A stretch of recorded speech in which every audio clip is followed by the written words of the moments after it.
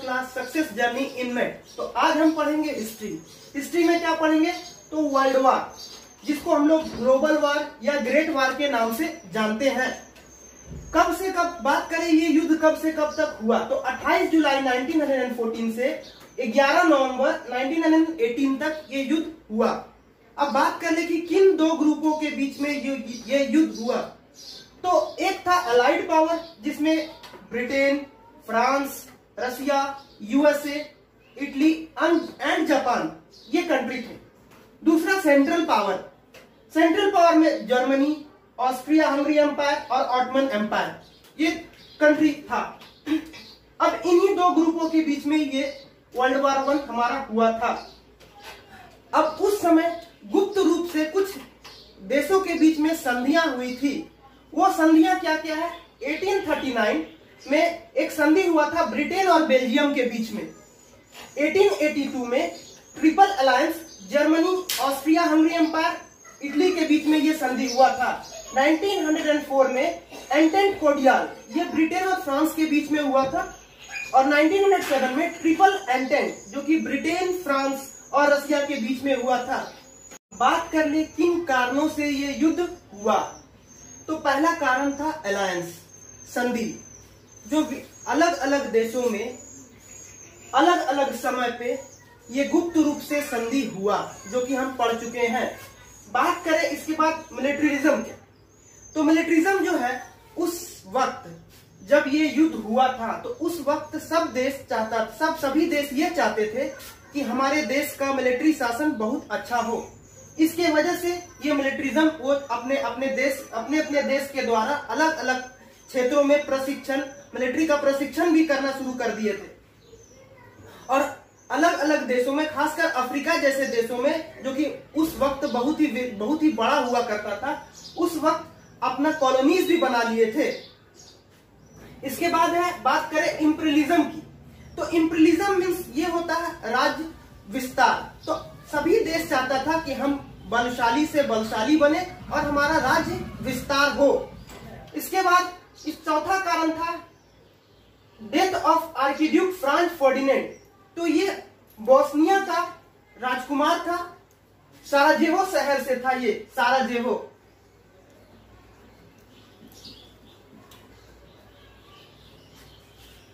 Bosnia जो कि Austria Hungary empire का राजा हुआ करता था। तो उस वक्त तो आर्कड्यूक फ्रांज फर्डिनेंड, इसका हत्या ब्लैक हेड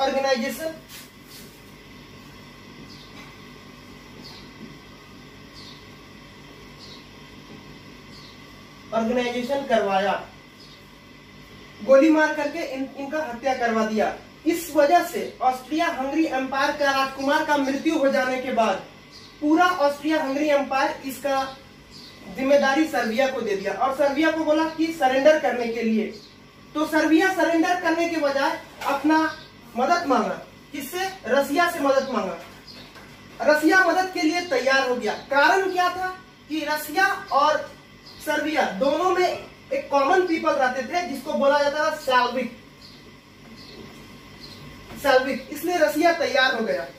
और इधर से ऑस्ट्रिया हंगरी एम्पायर जो है जर्मनी से मदद मांगा, क्योंकि जर्मनी, इटली और ऑस्ट्रिया हंगरी एम्पायर के बीच में एक संधि हुआ था। हम लोग पहले इस संधि के बारे में पढ़ चुके हैं। तो इटली इस संधि के बारे में क्या बोला कि हम सिर्फ और सिर्फ डिफेंस में सपोर्ट करेंगे, कोई भी वार में हम आपके साथ नहीं रहेंगे। और इनिशियली इटली जो है अलाइड पावर के साथ मिल गया,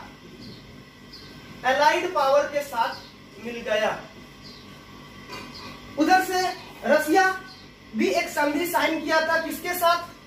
तो रसिया का जो संधि हुआ था वो हुआ था ब्रिटेन, फ्रांस और रसिया के बीच में। ब्रिटेन, फ्रांस और रसिया के बीच में संधि हुआ था। तो इस वजह से ऑस्ट्रिया हंगरी एम्पायर सर्बिया पे अटैक किया तो रसिया इसके ऊपर अटैक कर दिया और जर्मनी क्या किया, बीच में एक कंट्री पड़ता है बेल्जियम। जर्मनी जो है बेल्जियम पे अटैक करने के साथ फ्रांस में अटैक करना चाहता था, फ्रांस पे, बट ब्रिटेन और बेल्जियम एक संधि साइन कर चुका था। उस संधि के तहत ब्रिटेन जर्मनी बेल्जियम को उसके हाथ सौंपने के बजाय उससे युद्ध करना शुरू हो गया। इस पूरे युद्ध को हम लोग बोलते हैं जुलाई क्राइसिस। जुलाई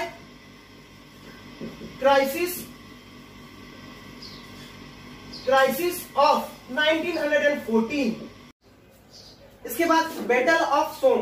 तो बैटल ऑफ सोम जो है 1 जुलाई 1916 से 18 नवंबर 1916 तक ये चला, जिसमें 80,000 सोल्जर मर गए। तो वो सोल्जर किस ग्रुप से थे, तो अलाइड पावर के थे। ये सोल्जर अलाइड पावर के थे।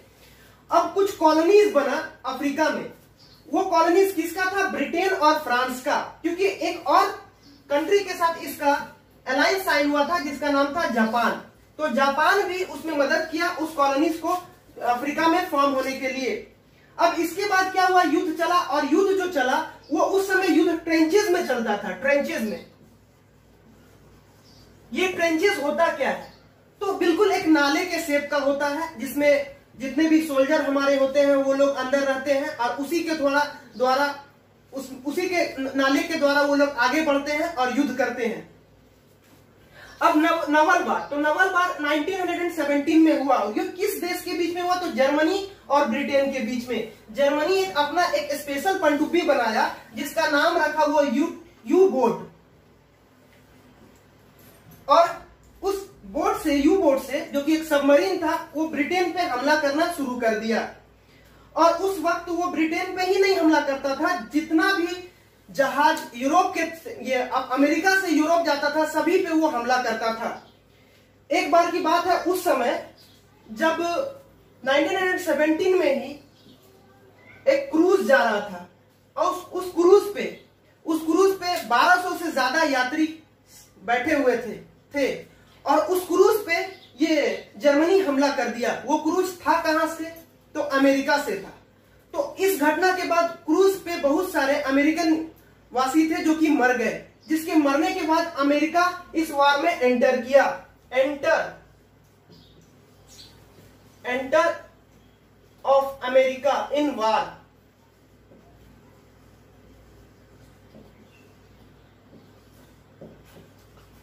तो क्वेश्चन आ सकता है कि अमेरिका वर्ल्ड वार 1 में कब आया, तो 1917 में नवल वार के बाद। सो कॉलोनीज होता क्या है, जैसे भारत ब्रिटिशर्स का एक कॉलोनीज था, तो ब्रिटिशर्स का बहुत सारा कॉलोनीज था भारत के अलावा भी। तो कॉलोनीज होता क्या है, जो अगर कोई देश किसी के ऊपर राज करता है तो उस देश में उसका कॉलोनीज होता है। तो अब है कि रसिया जो है वार से क्विट कर लिया। कब किया क्विट, 1917 में अगस्त में। कारण क्या था, रसिया में एक नया सरकार बना, और उस सरकार का जो लीडर था वो था व्लादिमीर लेनिन उस समय एक लीडर था, और बहुत ही अच्छा लीडर हुआ करता था। तो लीडर जो ये लेनिन था, वो एक जर्मनी के साथ समझौता संधि साइन किया और वार से क्विट कर लिया। अब एंड ऑफ द वार का एंड कैसे हुआ, तो अमेरिका इस घटना के बाद जब उसका एक क्रूज के ऊपर जर्मनी हमला कर दिया, तो अमेरिका इस युद्ध में कूद गया। कूदने के बाद अमेरिका बहुत सारा troops daily per day troops भेजता था। ट्रूप्स किसको भेजता था, तो ब्रिटेन को भेजता था। ब्रिटेन क्या करता था, उस ट्रूप्स के द्वारा जर्मनी पे हमला करता था। तो उसके बाद जर्मनी बिल्कुल अकेला पड़ गया, और 11 नवंबर 1918 जर्मनी ये युद्ध हार गया। और युद्ध हारने के बाद जर्मनी को इस युद्ध का सारा जिम्मेदारी ठहराया गया, और बहुत बड़ा इस पे कर्ज दे दिया गया।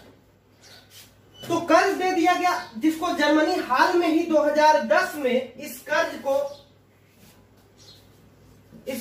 2010 में जर्मनी पूरा किया है। 1919 में ट्रीटी ऑफ वर्सेलिस साइन हुआ, और उस ट्रीटी के द्वारा अब जर्मनी के ऊपर टोटल फ्रांस और ब्रिटेन का कब्जा हो गया। तो फ्रांस और ब्रिटेन वहां पे अपना कॉलोनीज बना दिया और जर्मनी के ऊपर एक सख्त कार्रवाई किया गया और एक समझौता किया गया जर्मनी के साथ कि आप अपना सीमा विस्तार नहीं कर सकते हैं। यह समझौता ट्रीटी ऑफ वर्सलिस में लिखा हुआ था। अब क्या हुआ, इस युद्ध का अंत होने के बाद बहुत सारा एम्पायर छोटा छोटा टुकड़ा में टूट गया, छोटा छोटा देश में टूट गया। जैसे कौन कौन सा एम्पायर टूटा, जर्मनी एम्पायर टूट गया, ऑस्ट्रिया हंगरी एम्पायर टूट गया, ऑटमन एम्पायर टूट गया, रशियन एम्पायर भी टूट गया और कुछ न्यू इंडिपेंडेंट कंट्रीज और नेशन बने जिसका नाम था Austria Hungary, Yugoslavia, Poland, England, Estonia, Latvia और लुथानिया। तो impact of world war 1 in the whole world, पूरे दुनिया पे इसका क्या प्रभाव पड़ा। तो 17 मिलियन पीपल मारे जा चुके इस युद्ध के दौरान, 50 मिलियन के आसपास मारे जा चुके। किसकी वजह से, तो कुछ बीमारी के फैलने की वजह से। मेरी जनसंख्या पूरा घट चुका था, बहुत सारे देश कर्ज में जा चुके थे। यूएसए बहुत ही पावरफुल देश बनता दिख रहा था। अब बोले कि भारत पे इसका क्या प्रभाव पड़ा, तो हम लोग जानते हैं कि उस वक्त भारत ब्रिटिशर्स के अंडर में था। तो ब्रिटिशर्स के जबरदस्ती पे भारत की ओर से 13 लाख सोल्जर उसमें युद्ध किए, जिसमें 50,000 सोल्जर मारे जा चुके।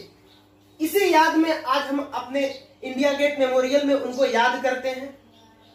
और इस पूरे वर्ल्ड वॉर 1 के युद्ध के खत्म होने के बाद पूरा देश मिलकर के एक लीग ऑफ नेशन को बनाया।